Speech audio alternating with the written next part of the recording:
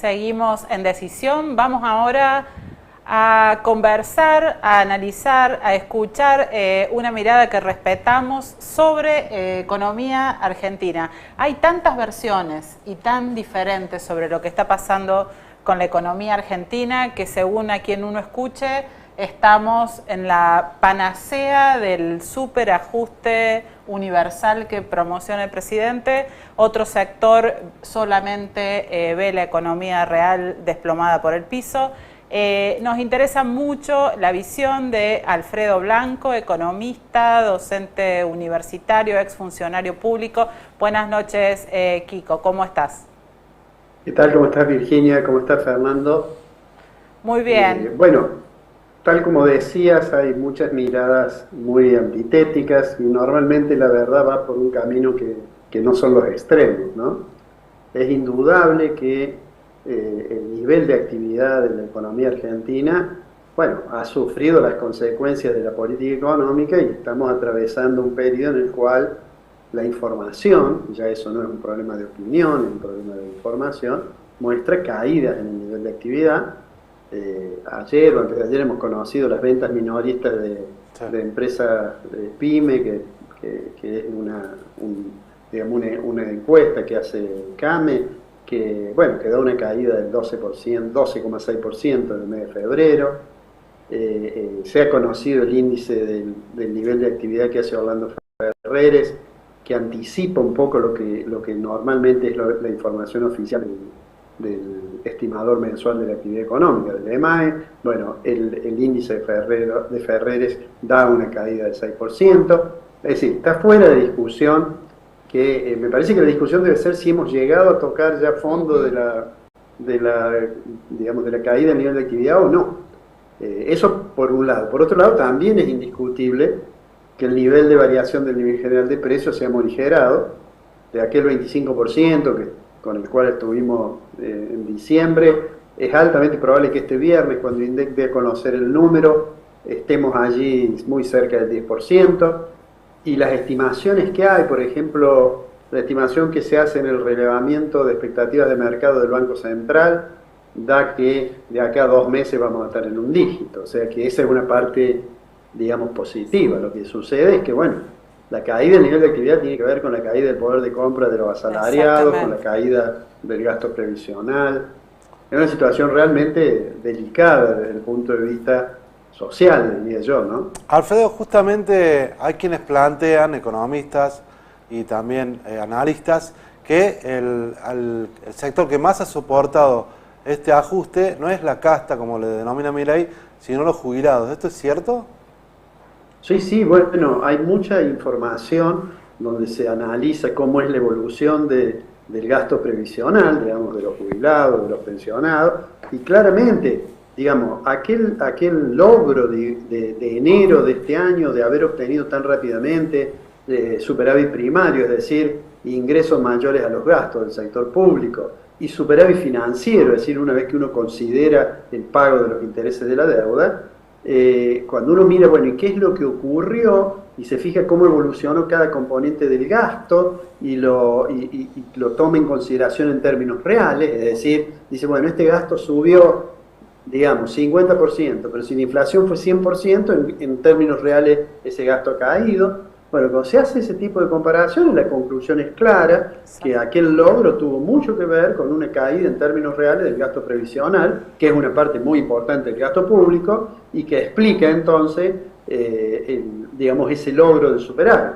Y que pone a su vez un interrogante, que por supuesto el gobierno lo conoce y operará para evitar tener problemas, incluye esto dispara, digamos, un interrogante que es sobre qué tanto se puede sostener ese superávit sobre la base de la licuación. Digamos, de la licuación de salarios, claro.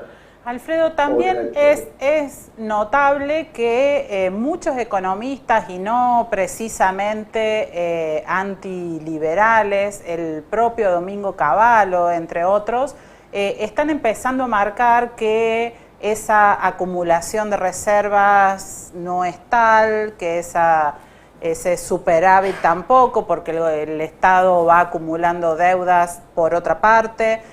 ¿Vos ves que es consistente ese resultado que está mostrando el gobierno y que es el dato, digamos, positivo de este proceso hasta ahora?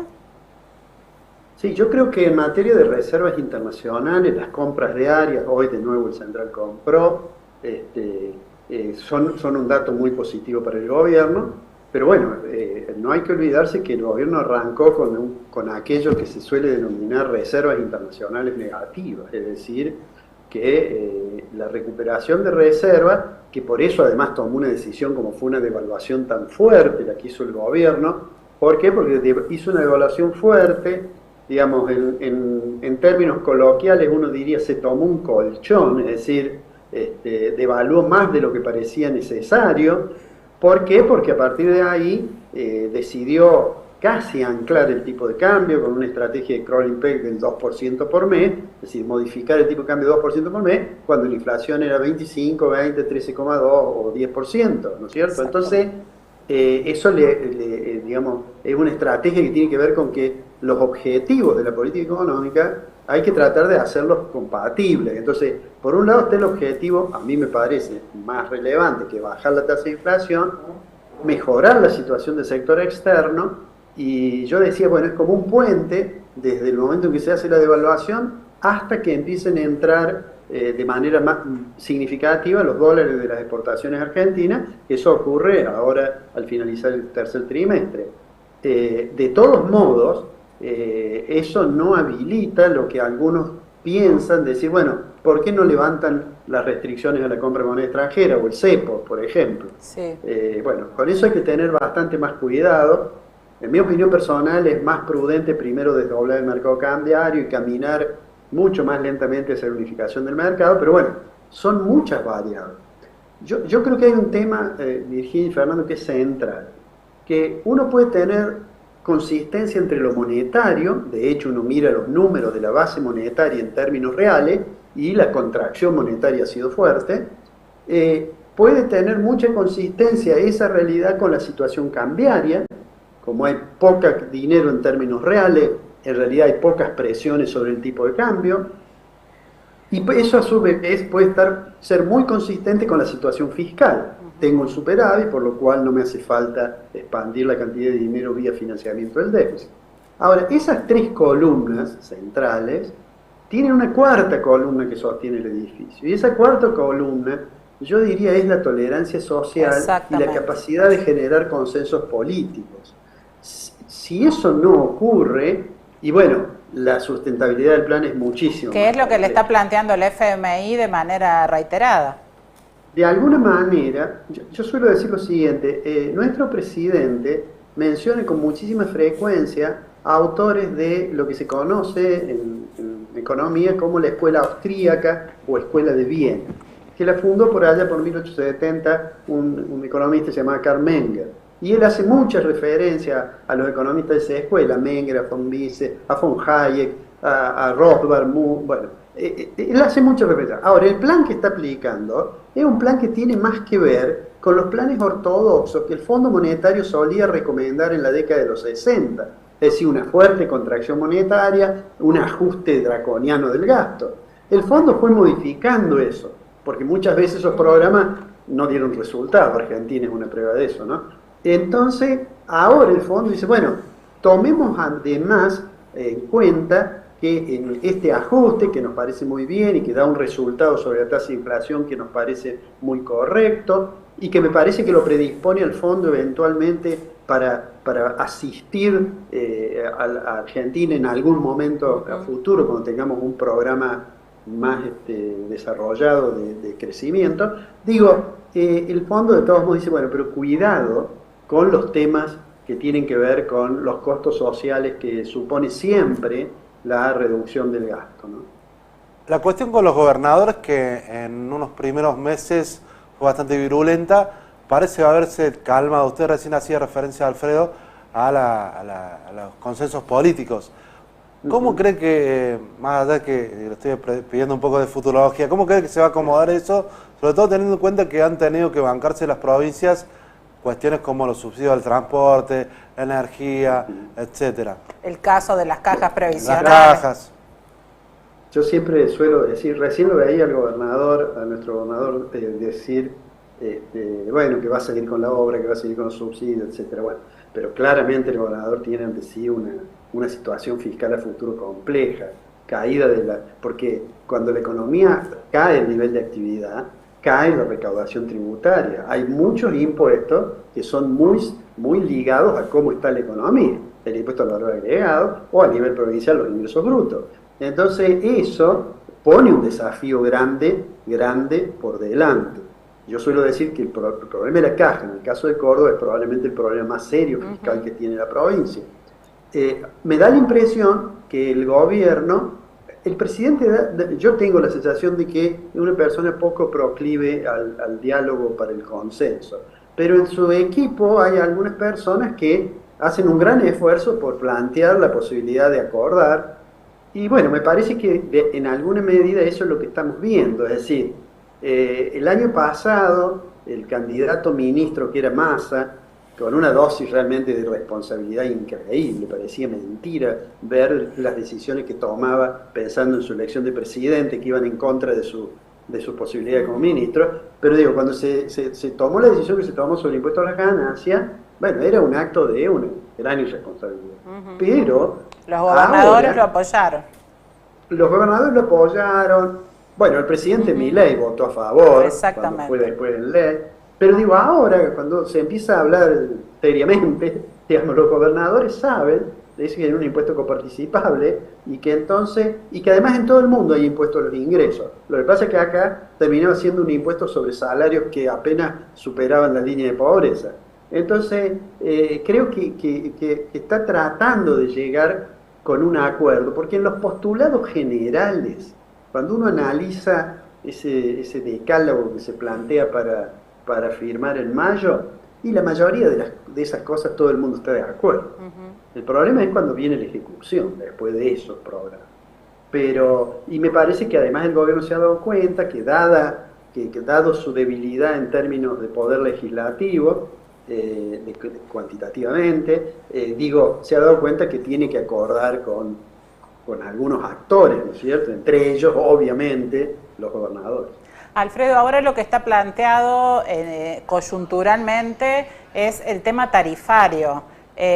Hace 4 años en el gobierno de Mauricio Macri llevó casi 2 años el mismo proceso que Milei está ahora tratando de hacer en 3 meses y claramente fue un condicionante político muy fuerte para Macri. Mucha gente le adjudica a ese tarifazo Sí. Que haya perdido finalmente su reelección. ¿Cómo ves que en este momento se está digiriendo? La verdad que las facturas recién están empezando a llegar con los aumentos, ¿no? Sí, aquella experiencia que en realidad la planteó con mucha fuerza Aranguren, que era el ministro en esa época, y que después el gobierno le costó hacerse cargo de las consecuencias en términos políticos, me parece que era en una coyuntura un poco distinta. Distinta en términos, si bien tenían mejor situación desde el punto de vista de legisladores y demás, el gobierno de Macri, pero tenía, me parece, una oposición que lo iba a cuestionar mucho. Ahora yo creo que a pesar de la situación tan complicada que tienen muchos sectores, los sectores medios, a pesar de eso, aún sectores que están siendo perjudicados, digamos, porque no pueden ajustar sus ingresos nominales a la misma velocidad que los precios, a pesar de eso, los relevamientos que hay dicen que todavía el gobierno cuenta con porque la gente guarda un recuerdo muy malo del gobierno anterior y de los otros gobiernos del kirchnerismo, sea porque cree ver una esperanza, pero me parece que hay bastante tolerancia social. Ahora, también, como decís Virginia, me parece eso es muy correcto puntualizarlo, todavía no se ha visto el impacto. Entonces, cuando a mí me preguntan, bueno, hay gente que ya está discutiendo si la economía se va a recuperar en V, en U, en L, bueno, toda una cosa más propia de la geometría que de la economía. Lo concreto es que todavía tenemos por delante algunas cosas complicadas, entre los cuales está el impacto que va a tener sobre los ingresos, el ajuste tarifario, Más allá de la discusión de que efectivamente las tarifas están atrasadas, pero el problema es que el que tiene el salario que se le deteriora, un ajuste de tarifa como el que va a venir, probablemente a muchos los haga cambiar de opinión, ¿no? O les haga perder la esperanza. Bueno, Alfredo, te agradecemos mucho, muy claro. Seguramente volveremos a consultarte. Muchas gracias. Buenas noches. Bueno, va a ser un gusto. Muchas gracias. Gracias, Alfredo. Nos vemos. Gracias. Bueno, vamos a un corte. A un corte y seguimos con más notas.